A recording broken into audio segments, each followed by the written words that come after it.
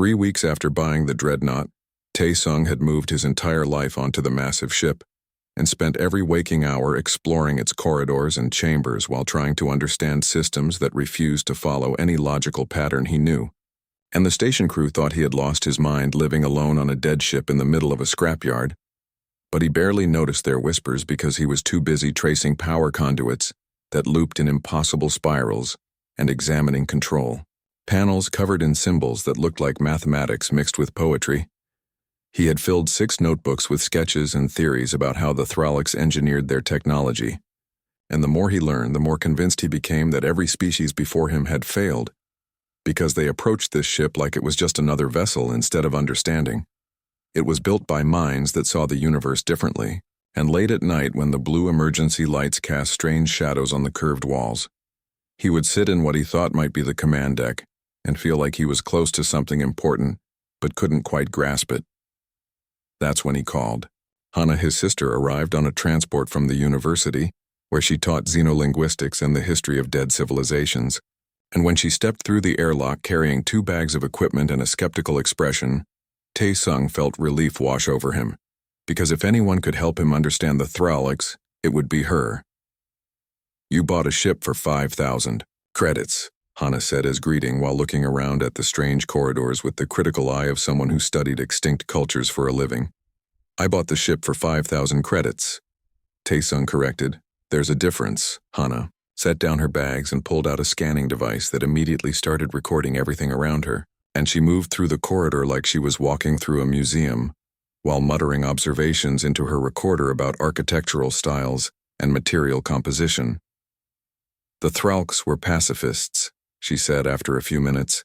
"They built beautiful cities and made incredible advances in theoretical physics, but they refused to develop weapons technology because they believed violence was a failure of imagination." "How did they survive in a galaxy full of aggressive species?" Tae-sung asked. "They didn't," Hana replied. "The Thralks' empire lasted about 200 years before it collapsed when the Krev hegemony and 3 other powers just flew through their space, taking whatever they wanted because the Thralks had no way to stop them." Tae-sung led his sister deeper into the ship toward the chamber he had been studying most intensely, a massive circular room at the center of the vessel, where every corridor seemed to eventually lead, and the walls here were covered floor to ceiling with the geometric patterns that looked like circuit diagrams, mixed with some kind of artistic expression. Hana stopped at the entrance and stared with her mouth open slightly, and then she moved forward slowly, like she was approaching something sacred.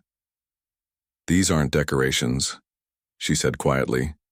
"This is their written language and it's describing something, but I need time to translate it." She set up her equipment in the circular chamber and started photographing every surface while her computer systems began analyzing the patterns, and Tae-sung watched as his sister fell into the focused state she always entered when working on a challenging translation, and he had seen that expression countless times growing up, when she would spend hours decoding ancient texts while he spent hours taking apart machines to see how they worked. "The ship isn't broken, is it?" Hana said after several hours of work without looking up from her screens. "No," Tae-sung replied. "Everyone who examined it before assumed it was damaged or incompatible, but I think it's just waiting for the right input." "Like a lock," Hana said. "Exactly like a lock." Tae-sung agreed.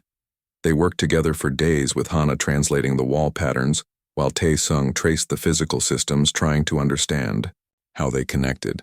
And slowly a picture began to emerge of technology so advanced it seemed like magic, but was actually just physics understood at a level that current galactic civilization hadn't reached.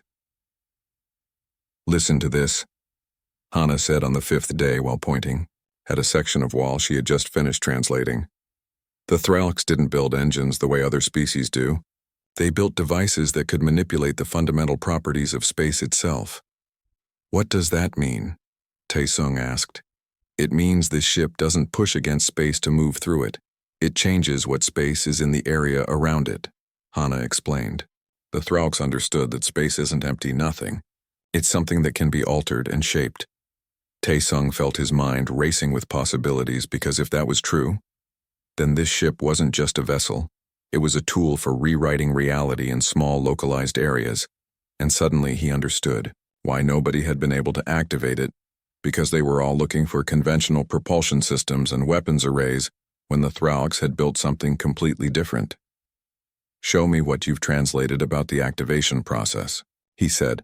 Hana pulled up her notes and displayed the translations on her portable screen, and Taesung read through descriptions of initialization sequences that didn't involve pushing buttons or entering codes, but instead required what the Thralks called proper cognitive alignment. They locked their technology behind a mental puzzle. He said, "You have to think about the problem in the right way before the ship will respond." "That's why nobody could activate it," Hana said with growing excitement. "Every species that tried to use this ship approached it with their own mental frameworks, and those frameworks weren't compatible with how the Thralks thought." Taesung moved to the center of the circular chamber and looked at the patterns covering the walls, and he tried to see them not as instructions or decorations but as a representation of how the Thralks understood the universe. And in that moment, something clicked in his mind like a puzzle piece sliding into place. He reached out and touched one of the patterns on the wall, not because he thought it was a control, but because it felt like the right thing to do. And the geometric shape responded by lighting up with soft blue light that spread to the next pattern, and then the next like a wave of illumination flowing across the entire chamber. Hana gasped and stepped back as the walls came alive with flowing light, and beneath their feet they felt a deep vibration that resonated through the entire ship. "What did you do?" Hana asked. "I stopped trying to operate it like a machine and started treating it like a conversation," Taesung replied. The lights stabilized into a pattern that pulsed gently, and then a sound filled the chamber like music but also like language, and Hana's translation equipment went crazy trying to process the signal. "It's talking," she said while frantically checking her screens. "The ship's AI just activated and it's trying to communicate." Over the next hours, they established basic communication with the ship's intelligence, which had been dormant for 8 centuries, waiting for someone who could think in ways that matched its programming. And through Hana's translation matrix, they learned that the Thralks had built this vessel not as a warship, but as a mobile research station designed to study spatial mechanics in deep space. "The ship can manipulate space within its operational field," Hana translated.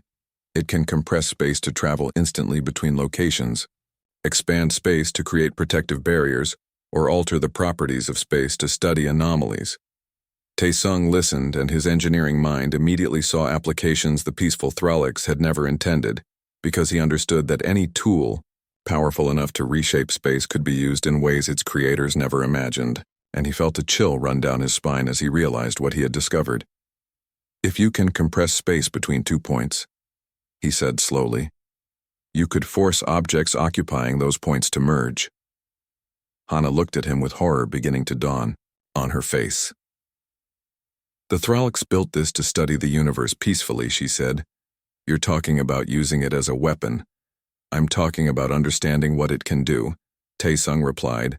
"The Thralks were pacifists, and that's admirable, but they're also extinct, and we're not. We're not extinct because we build weapons." Hana shot back, "Is that really the lesson you want to take from this?" They argued for hours about ethics and responsibility, and whether discovering how to use alien technology for purposes its creators never intended made them innovators or vandals. And Taesung understood his sister's position because part of him agreed that weaponizing pacifist technology felt wrong. But another part of him remembered being discharged for trusting his instincts about alien systems, and he remembered the reports of human colonies being raided by the Krev hegemony and other powers who saw humanity as weak newcomers to the galactic stage. "I'm not saying we should use it as a weapon," Taesung said finally. "I'm saying we should understand everything it can do and then decide." Hana looked at him for a long moment and then nodded reluctantly. "But we document everything," she said. "If we're going to unlock this technology, we do it properly, and we record all of it so people know what the Thralks actually built before we changed it." "Agreed." Taesung said. They spent the next week working with the ship's AI, learning its systems and capabilities, while Hana maintained detailed records of the original Thralks' intentions and designs. And with each new discovery, Taesung felt, the message arrived on Taesung's communication terminal at exactly 3 in the morning station time. and it was marked urgent with Colonial Defense encryption that made his stomach tighten because he knew what urgent messages from Colonial Defense usually meant. He read it standing in the command chamber of the dreadnought while Hana slept in one of the converted crew quarters, and the words on the screen described the destruction of 3 human settlements along the border territories by Krev hegemony raiding fleets, and the message included casualty numbers that made him close his eyes and breathe slowly to keep his hands from shaking. 15,000 dead across 3 colonies, and the Krev were moving toward more settlements with nothing to stop them because human colonial forces were stretched thin across too many systems. And the message ended with a list of names that included Minho, which was a name Tae-sung hadn't seen in 3 years since the court-martial. He opened a communication channel and waited while it connected across half the sector. And when Minho's face appeared on the screen looking older and more tired than Tae-sung remembered, they stared at each other for a moment before either spoke. "You called Colonial Defense," Minho said. "I didn't think I'd ever see your name on a communication request. I saw the news about the settlements." Tae-sung replied, "And I saw your name on the message." "I'm with Colonial Defense Coordination now," Minho said. "After you left, I stayed in and worked my way up to a desk job, which sounds boring but actually means I get to see all the reports about how badly we're losing." "We're losing," Tae-sung said. "We're getting crushed," Minho corrected. "The Krev see human space as easy territory to grab, and they're not wrong because we don't have the ships or weapons to stop them." Tae-sung glanced around the command chamber with its glowing walls and sophisticated systems that could manipulate space itself. "What if I told you I had a ship that could stop them?" he said. Minho laughed, but it was a bitter sound without humor. "I'd say you're 3 years too late, and also that's impossible. Unless you bought a Tal Empire battle carrier, which I know you can't afford," Minho said. "I bought a Thralix dreadnought," Tae-sung said. The laughter stopped and Minho's expression shifted to confusion. "The Thralix have been extinct for hundreds of years and their ships don't work," Minho said. "Everyone knows that. Everyone is wrong." Tae-sung replied, "I got it working, and it can do things that no other ship in the galaxy can do." There was a long silence while Minho processed this information, and Tae-sung could see the internal debate happening behind his old friend's eyes between wanting to believe and knowing better than to trust impossible claims. "Can you prove it?" Minho asked finally. "Set up a meeting with Colonial Defense leadership." Tae-sung said, "I'll prove it to all of them at once." 2 days later, Tae-sung received coordinates for a meeting at a Colonial Defense station in the Outer Rim, and he piloted the dreadnought there with Hana, monitoring the ship's systems and making nervous observations about how unprepared they were to demonstrate technology they barely understood themselves. The defense station was a converted asteroid with docking bays cut into the rock, and when the dreadnought approached, Tae-sung could feel the attention of every sensor array and defense platform focusing on his ship because an 800-year-old alien vessel showing up unannounced tended to make security forces nervous. Received docking clearance along with an escort of 6 fighter craft that followed him in like they expected him to do something hostile. And after landing, he and Hana were met by armed guards who led them through corridors to a briefing room where a dozen people in Colonial Defense uniforms waited with expressions ranging from skeptical to annoyed. Minho was there looking uncomfortable in a formal uniform, and standing next to him was a stern woman with commander insignia, who Tae-sung assumed was the ranking officer. "I'm June," the woman said without offering a hand. "Commander June, and I'm in charge of Colonial Defense Coordination for this entire sector. And Minho tells me you have a ship that can stop the Krev, which sounds like either a miracle or a waste of my time." "It's not a waste of time," Tae-sung said. "An 800-year-old Thralk ship that nobody has been able to activate in recorded history," June said. "And you got it working somehow, which means either you're a genius or you're lying." "I'm not lying," Tae-sung replied. June looked at him with the expression of someone who had dealt with too many desperate people making impossible promises, and she gestured to the other officers in the room. "We've lost 3 settlements in 2 weeks, and we have reports that the Krev are assembling another raid fleet aimed at New Incheon, which has 50,000 people." She said, "If you actually have a ship that can help, then I need to see it work right now because we don't have time for theories. Give me a chance to demonstrate and I'll show you what it can do," Tae-sung said. June studied him for a long moment and then nodded. "You get one chance," she said. "We have defensive positions around New Incheon, and if the Krev attack, you'll be there with your ancient ship. And if it works, we'll talk, and if it doesn't work, then at least you'll die doing something instead of wasting everyone's time. In this room." The briefing ended and Tae-sung returned to the dreadnought with Hana, while Minho followed them back to the docking bay. "June is harsh, but she's good at her job," Minho said. "And she's right that we're desperate because New Incheon is going to get hit within days and we don't have enough ships to defend it properly." "The dreadnought will be enough," Tae-sung said. "I want to believe you," Minho replied. "But I watched you get court-martialed for trusting your instincts over orders. And I don't want to see you die because you're convinced you're right about alien technology nobody understands." "Then come with us," Tae-sung said. "See it work yourself." Minho hesitated and then nodded and followed them onto the ship. And 3 days later they were positioned in space near New Incheon, along with 8 colonial defense frigates that represented the entire defensive force the colony could spare. The Krev fleet arrived exactly when intelligence predicted, with 12 warships that looked like angular predators designed for fast strikes, and they broadcast a demand for surrender while moving into attack formation. Tae-sung positioned the dreadnought between the Krev fleet and the colony, while June's voice came through the communication channel, ordering him to fall back to the defensive line with the other ships. "Negative," Tae-sung replied. "I'm staying here." "That's not a request," June said. "Fall back now or you're in violation of colonial defense protocols. Watch what happens," Tae-sung said and closed the channel. The Krev admiral sent another message demanding surrender and mocking the ancient ship that stood alone against his fleet, and Tae-sung could hear the contempt in the alien's voice as he described how quickly they would destroy the human's worthless vessel. Tae-sung looked at Hana, who sat at the translation station monitoring the ship's systems, and she met his eyes, with an expression that was equal parts terror and trust. "Do it," she said.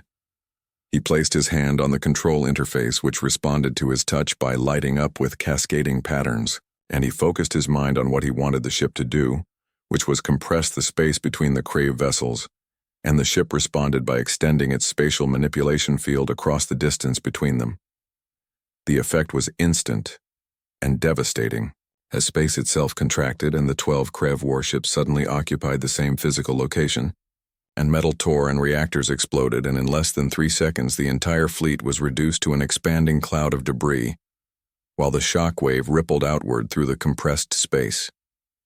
The communication channel exploded with voices as every ship in the colonial defense fleet tried to understand what they had just witnessed, and June's voice cut through the chaos demanding to know what kind of weapon Tae-sung had used. "It's not a weapon," Tae-sung replied. "It's a spatial manipulation system that the Thralks built for peaceful research, and I just used it to collapse the space between hostile ships." There was silence on the channel for several seconds. "You just destroyed an entire Krev battle fleet without firing a single shot," June said slowly. "In 3 seconds?" "Yes," Tae-sung replied. "How many more times can you do that?" June asked. "As many times as needed," Tae-sung said. "The ship can manipulate space in 17 different ways that I've discovered so far, and each one has tactical applications." Another silence, and then June's voice came back harder and more focused. "Return to the defense station immediately," she said. "We need to talk about what you've got and what it means." Tae-sung guided the dreadnought back while colonial defense ships escorted him like he was either a hero or a prisoner. And Minho sat in the command chamber staring at the control systems with an expression of shock. "You really did it," Minho said. "You took worthless alien junk and turned it into something that can destroy entire fleets." "I understood what it was, built to do, and found new applications," Tae-sung replied. "The Thralks built this to study space peacefully," Hana said quietly from her station. "And we just used it to kill thousands. We used it to save 50,000, Tae-sung countered, "and to stop a fleet that was coming to destroy a colony. At what cost?" Hana asked, but nobody answered because they all knew the cost was measured in the gap between what the Thralks had intended and what their technology had become. News of what happened at New Incheon spread across the galaxy faster than light travel could carry it, and within 48 hours, every major power knew that a human had taken an ancient Thralk ship and used it to destroy an entire Krev battle fleet in seconds. And suddenly the worthless derelict that had sat in a scrapyard for decades became the most valuable piece of technology in known space. Tae-sung woke up on the third day after the demonstration to find his communication terminal flooded with messages from corporations and governments and private interests, all offering impossible amounts of money for the ship or its secrets, and he sat in the command chamber reading through offers that ranged from reasonable to insane, while Hana cataloged the original Thralic systems and tried to maintain some record of what the technology was meant to be. Before it became a weapon, the first serious visitor arrived in person on a corporate yacht that probably cost more than a small planet, and her name was Yunbi, and she represented Daesong Heavy Industries, which was one of the largest military contractors in human space. She walked onto the dreadnought, wearing an expensive suit and an expression of calculated friendliness, and she looked around the command chamber like she was already planning how to replicate it. "Mr. Tae-sung," she said with a smile that didn't reach her eyes, "I'm here to make you an offer that will change your life." "I've received a lot of offers," Tae-sung replied. "Not like this one," Yunbi said and produced a data tablet that displayed a number with so many zeros. Tae-sung had to count them twice. 1 trillion credits for the ship and full technical specifications, plus a partnership position in Daesong Heavy Industries where you'll have unlimited resources to develop whatever you want. "That's a lot of money," Tae-sung said. "It's enough money to buy a planet," Yunbi corrected, "or to fund research for 1,000 years or to never worry about anything again." Hana, who had been working at her station, stood up and moved closer. "The Thralics didn't build this ship to be sold to weapons manufacturers," she said. "The Thralics are dead," Yunbi replied without looking at her, "and their technology is being used by a human, which means it's human technology now, and human technology can be bought and sold." "Not this technology," Tae-sung said. "I'm not selling." Yunbi's smile faded slightly, and she set down the tablet. "You're making a mistake," she said. "If you don't sell to us, you'll sell to someone else eventually because everyone wants what you have and some of them won't ask nicely." "Is that a threat?" Tae-sung asked. "It's a fact," Yunbi said. "You've become the most important person in the galaxy, whether you want to be or not." She left, and within hours another visitor arrived, this time representing the Tal Empire, which was one of the 3 major galactic powers, and the representative was Empress Jivara herself, which showed how seriously they were taking this situation. The Empress was tall and elegant with features that looked almost human except for the slight iridescence of her skin, and she came aboard with minimal security, which was either a sign of respect or confidence or both. "I won't insult you with money," Jivara said as she studied the command chamber. "Instead, I'll offer you something more valuable, which is security and legitimacy." "Explain," Tae-sung said. "Become a noble of the Tal Empire."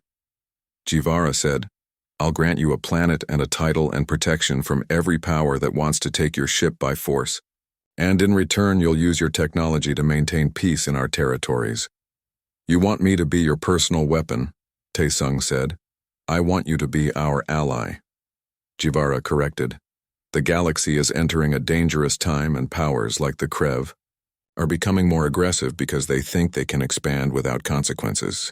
But if you stood with the Tal Empire, we could create stability.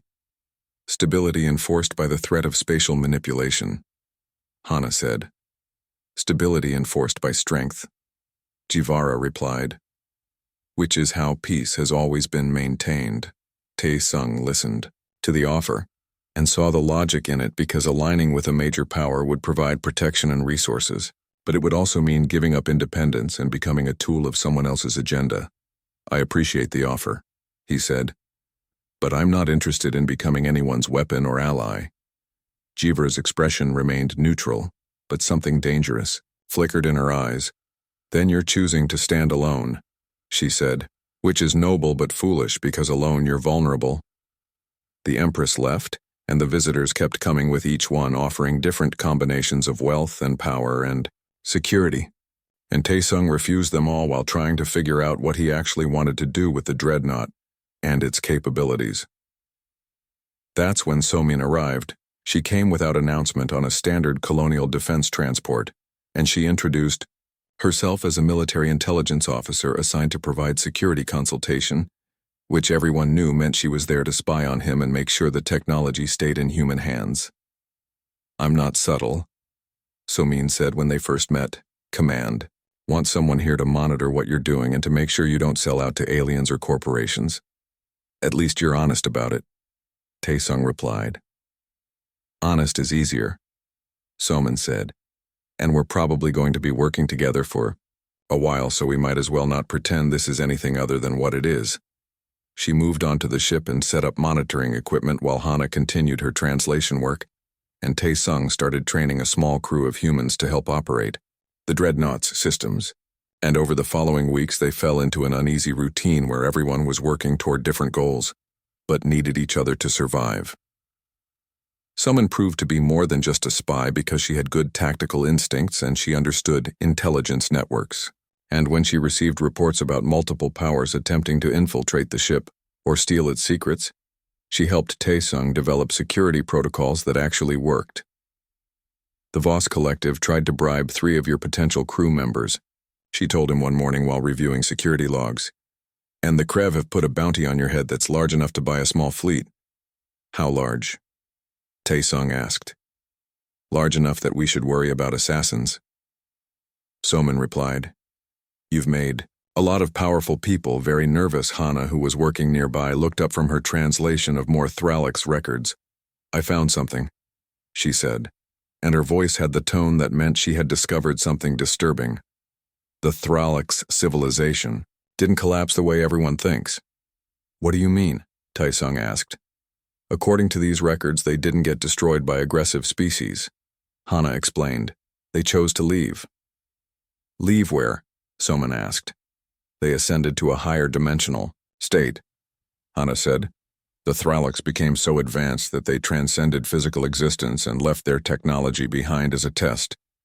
The command chamber went quiet while everyone processed this information." "A test for who?" Taesung asked. "For whoever found it," Hana replied. "They wanted to see if other species would use their peaceful tools for peace or for war." Taesung felt something cold settle in his stomach because he knew exactly which path he had chosen. "We're failing the test," he said. "Yes," Hana agreed. "And I don't know what happens if we keep failing." Before they could discuss it further, Somin's communication terminal lit up with an urgent message, and her expression darkened as she read it. "We have a major problem," she said. "Intelligence shows that the Krev hegemony has formed an alliance with the Reth Coalition and the Moors Federation." "Why is that a problem?" Taesung asked. "Because those 3 powers are assembling a combined fleet," Somin explained. "The largest military force in recorded galactic history, and it's all aimed at one target. Me," Taesung said. "You and your ship," Somin confirmed. "They're planning to destroy you before you can become a threat to all of them." Taesung moved to the command interface and brought up tactical displays while his mind raced through scenarios. "How long do we have?" he asked. 2 weeks, maybe 3, Somin replied. "They're gathering ships from across their territories." Hana stood up and her face was pale. "You can't fight an entire fleet," she said. "Even with this ship you can't take on hundreds of warships." "Maybe I can," Taesung replied. "The spatial manipulation systems have capabilities I haven't fully tested yet." "Or maybe you run," Somin suggested. "Take the ship and disappear into deep space where they can't find you." "And then what?" Taesung asked. "Spend the rest of my life hiding while they hunt human colonies looking for information about me." "Then what's your plan?" Somin asked. Taesung looked at the displays showing enemy fleet movements and probable attack vectors, and he felt the weight of decisions that would affect millions of lives. "I finish what I started," he said. "I prove that this ship can defend itself and by extension can defend humanity. By becoming the deadliest weapon in the galaxy," Hana said, quietly. "Is that really what you want?" "It's what I have to be," Taesung replied, "because if I'm not, then we're all vulnerable." The debate continued for hours about ethics and necessity, and whether survival justified becoming the thing you feared. But underneath all the arguments was the simple fact that a massive fleet was coming to destroy them, and they had 2 weeks to prepare. The combined alien fleet emerged from faster-than-light travel in the void of Kethra, exactly when intelligence predicted, and Tae-sung watched 400 warships materialize on his displays like a swarm of metal locusts that had come to devour him, and he felt his heart beating faster, while his hands remained steady on the control interface because fear was natural, but panic was a choice.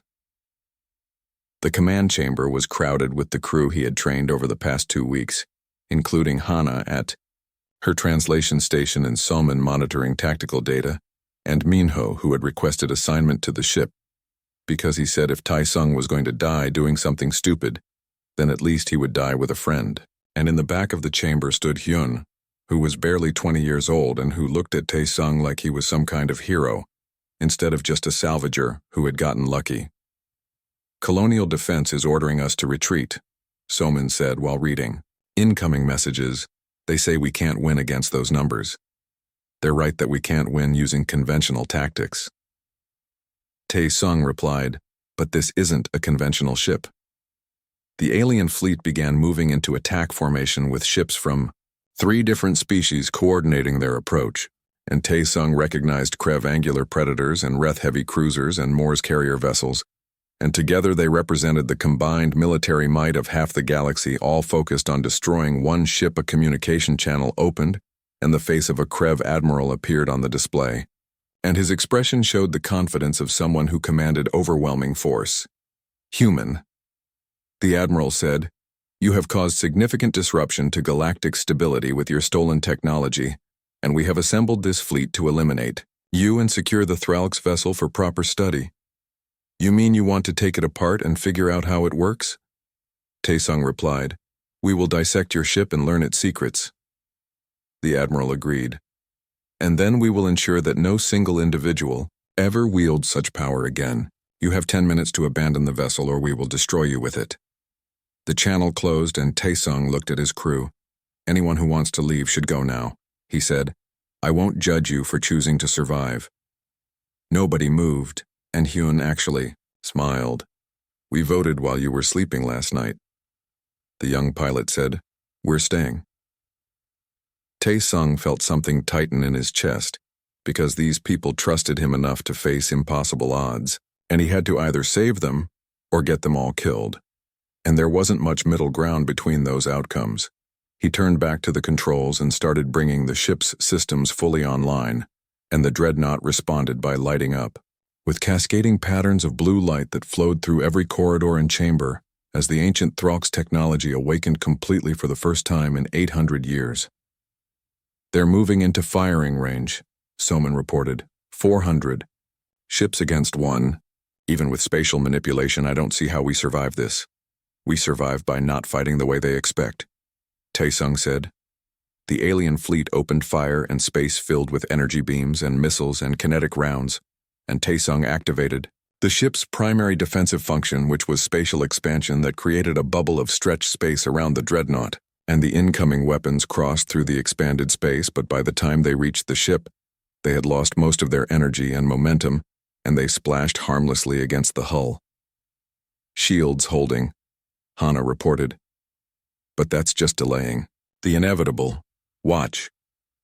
Tae-sung said he had spent 2 weeks studying every function of the Thralk spatial manipulation systems, and he had discovered 17 different ways to alter space within the ship's operational range, and he had planned to use the most destructive applications to win this battle.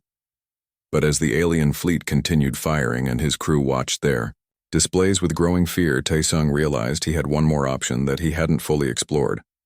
Hana had translated the final sections of Thralk's records just yesterday, and buried in those ancient texts was a description of their ultimate defensive system. And the Thralks had called it the Stillness Field, which was their answer to a universe that seemed obsessed with violence.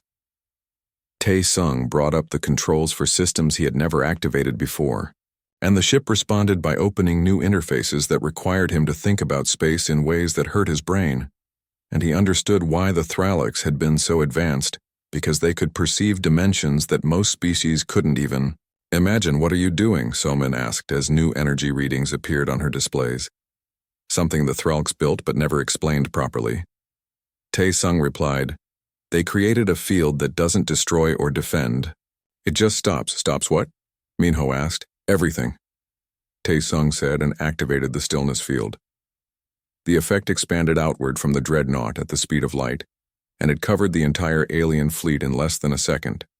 And suddenly, 400 warships found that they couldn't fire their weapons anymore.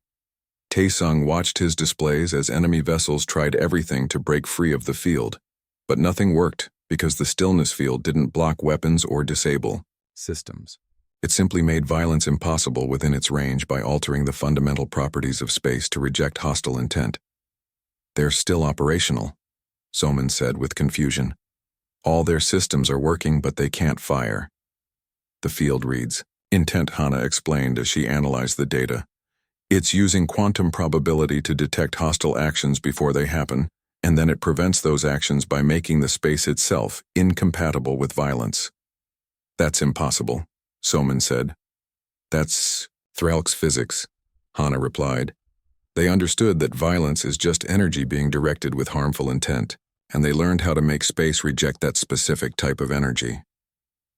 The alien fleet sat frozen in their attack formation, unable to do anything except maneuver and communicate, and Tae-sung opened a broadcast channel to every ship in the field. "You came here to destroy me and take this technology," he said. "But the Thralks didn't build weapons and they didn't build shields. They built something better, which is a field that makes fighting pointless." He paused and looked at his crew before continuing. "You can leave peacefully right now, or you can stay here until your supplies run out," he said. "The field will remain active as long as you're within range, and it will prevent any hostile action from any ship, including mine." There was silence on the communication channels while 400 ships processed what had just happened, and then the Krev Admiral's voice came through, sounding less confident than before. "You're saying you can't attack us either?" the Admiral said. "That's correct," Tae-sung replied. "This field makes violence impossible for everyone, including me. Then, we'll simply wait you out," the Admiral said. "You can't maintain this field forever. I can maintain it longer than you can survive without resupply," Tae-sung replied. "And every moment you stay here, more ships could arrive from colonial defense, or other powers who want to see what's happening." The standoff continued for 6 hours while the alien fleet leadership debated their options, and Tae-sung stood in the command chamber feeling exhausted but also strangely at peace, because he had discovered the truth about the Thralks technology. "I understand now," he said to Hana. "Every species who found this ship tried to use it to destroy their enemies. But the Thralks built it to make enemies impossible. It was a test," Hana agreed, "and you passed by choosing peace at the moment when you had the power to choose destruction." Something changed in the command chamber, and the air seemed to shimmer, and then a presence manifested in the center of the room that looked like light given form and consciousness, and everyone stepped back except Tae-sung, who somehow knew what he was seeing. "I am what remains of the Thralks," the presence said with a voice that sounded like music and mathematics combined. "I am the observer left behind to witness whether other species could learn what we learned." "That violence is unnecessary," Tae-sung said. "That violence is a choice," the observer corrected, "and that the most powerful weapon is one that removes that choice from everyone equally." The presence moved closer to Tae-sung, and he felt it examining not just his body, but his intentions and his thoughts. "Every species who found our ship tried to use it as a destroyer," the observer continued. "They saw our peaceful tools and immediately imagined ways to kill with them. But you are the first who discovered the true function at the moment of greatest need. I almost used it to destroy them," Tae-sung admitted. "I planned 17 different ways to kill that fleet. But you didn't," the observer said. "And that choice matters more than the planning." The presence expanded to fill the entire command chamber, and everyone felt its attention on them. "I bind this vessel to you, Tae-sung," the observer said. "It will respond only to you and to those you teach, and it will serve as a guardian not of any single species but of the principle that peace is possible, even when war seems inevitable." "What if I fail?" Tae-sung asked.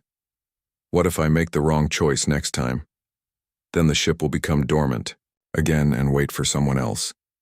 The observer replied, "But I do not believe you will fail because you understand now that the deadliest weapon is not one that destroys, but one that makes destruction impossible." Daehyun wiped the grease from his hands and stared at the message on his screen with growing suspicion. Because salvage jobs never paid this well unless something was very wrong with them, and this one was offering triple the standard rate for what looked like a simple recovery mission. But 32 years of fixing broken ships in the outer stations had taught him that simple jobs didn't exist in the void ribbon where sensors went blind and gravity played tricks on anything foolish enough to venture inside. And yet here he was considering it anyway because his repair ship was held together with hope and improvised welds, and the credits from this job could keep him flying for another year at least.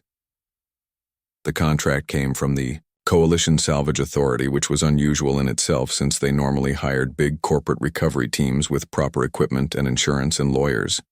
But the message specifically requested him by name and wanted him to locate and recover a ship called HFY Promise that had disappeared 700 years ago during humanity's chaotic expansion period, when humans were still figuring out how to navigate deep space without killing themselves in the process, and hundreds of colony ships had simply vanished into the black, never to be heard from again, and this was just one more ghost among many.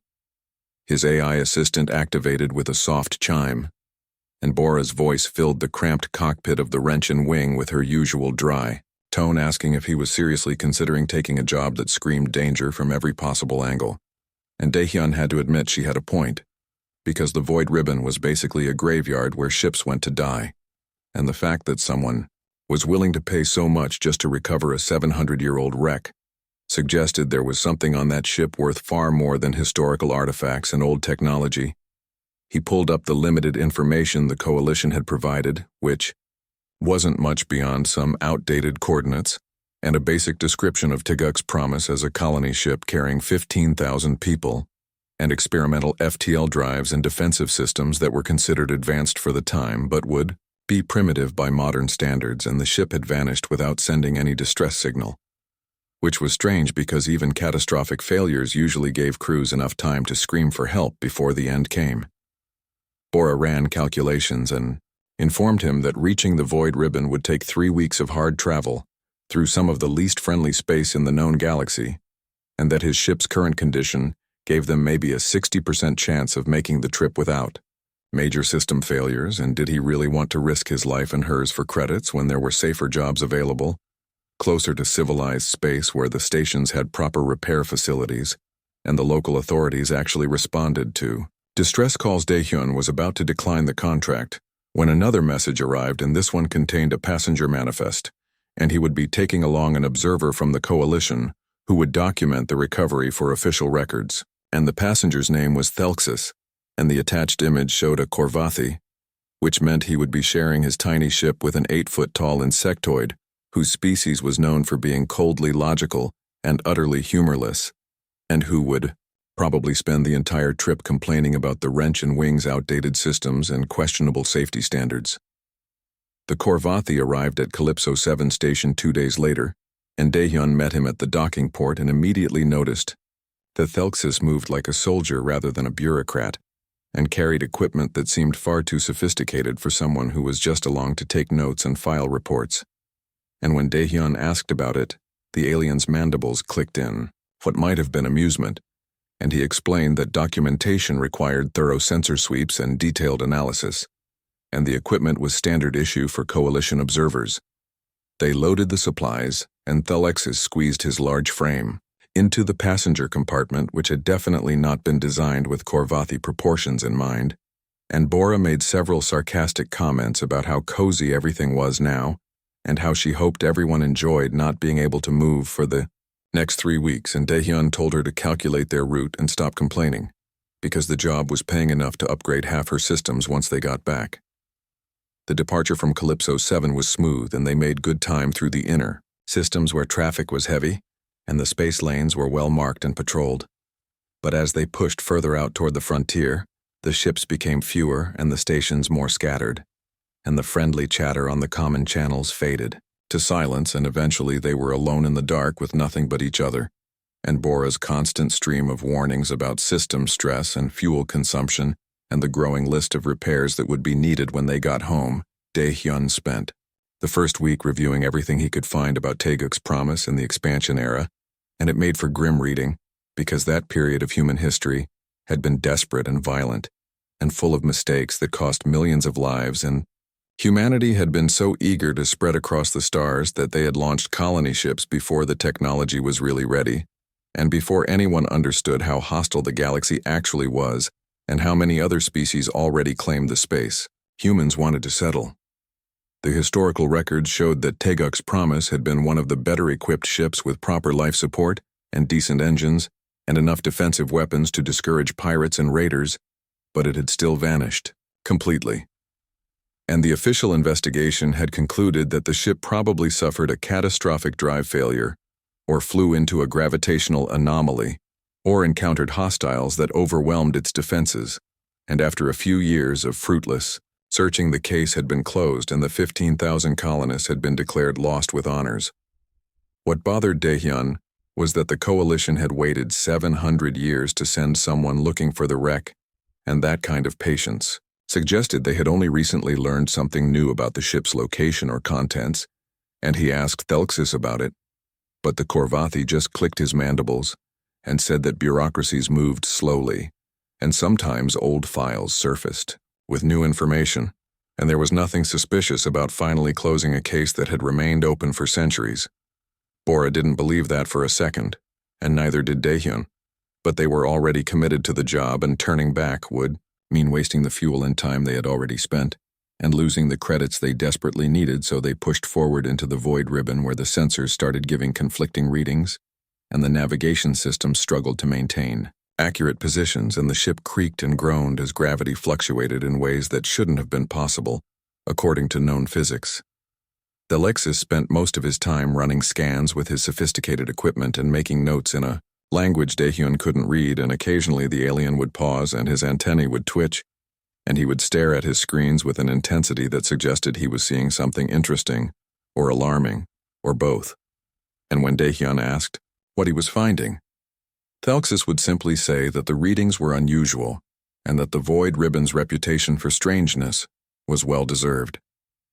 They were 3 weeks into the journey, and running low on patience and fresh food, when Bora detected a massive metallic signature hidden deep within an asteroid field, and partially obscured by debris and sensor interference, and she ran the analysis 3 times to be sure, and then announced that the signature matched the approximate size and composition of a colony-era human ship, and there was a 90% chance they had found Taeguk's Promise, exactly where the coordinates had indicated it would be. Dae-hyun felt a chill run down his spine, because finding the ship on the first try with 700-year-old coordinates should have been impossible, unless someone had known exactly where it was all along, and had simply waited until now to send someone to recover it, and that meant this whole job had been something other than what it appeared to be from the start, and he glanced at Thelxis and saw that the alien was watching him with those multifaceted eyes that revealed nothing. The wrench and wing approached carefully because asteroid fields were dangerous even, without sensor interference, and the debris around the ship was thick enough to shred their hull if they weren't cautious. And as they got closer, the ship resolved on their screens, and Dae-hyun saw that it was enormous compared to his small repair vessel, and the hull was scarred but intact, which was remarkable. After 7 centuries of floating in space exposed to micrometeorites and radiation and whatever else the void ribbon could throw at it, all the external lights were dark, and there was no response to their hailing attempts and no sign of power or life. But the ship's basic structure looked sound, and Dae-hyun maneuvered the wrench and wing toward the main docking port and extended his airlock tube and felt the satisfying thunk. As the connection sealed and the pressure equalized, and Bora confirmed that the seal was good, and the atmosphere on the other side was breathable if stale, Dae-hyun gathered his equipment, which included magnetic boots and portable lights, and his well-used repair kit and a dozen other tools that might be needed for anything from opening sealed doors to rebooting.